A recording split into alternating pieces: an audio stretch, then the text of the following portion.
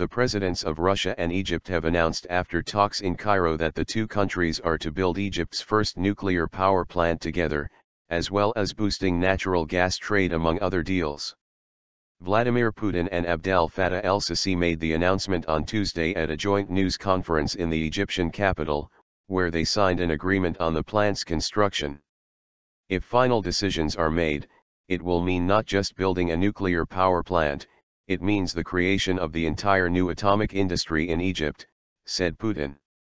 The plant would be built at the existing nuclear site in Dabaa, on the Mediterranean coast west of the port city of Alexandria, where a research reactor has stood for years. Putin's landmark two-day visit, during which he was feted with much pomp and pageantry, came as Russia faces heightened tensions with Washington and the European Union over Moscow's backing of armed separatist rebels in Ukraine. Boosting electricity generation has been a priority for Egypt, where shortages lead to frequent blackouts in cities, especially in the summer, which have stoked popular anger. Sergei Kiriyenko, the head of Russia's Rosatom state-controlled nuclear corporation, said a power plant with 4 reactors would be built, producing 1,200 megawatts each.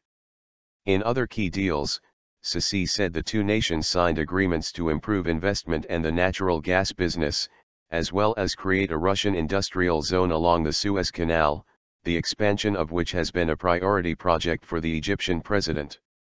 Egypt has also signaled renewed interest in purchasing Russian arms, although observers said any eventual deals would be unlikely to reorient Cairo's dependence on Washington, which grants it up to $1.3 billion in annual military aid.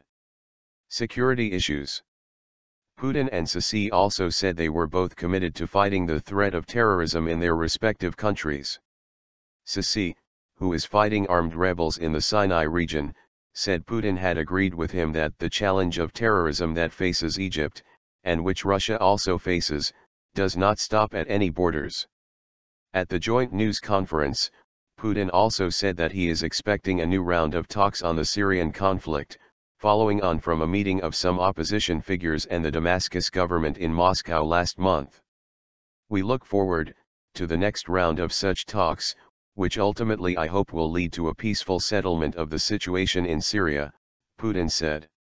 The Moscow talks, which ended on January 29, were not seen as likely to yield a breakthrough as they were shunned by the key political opposition in Syria and did not involve the main armed groups fighting on the ground.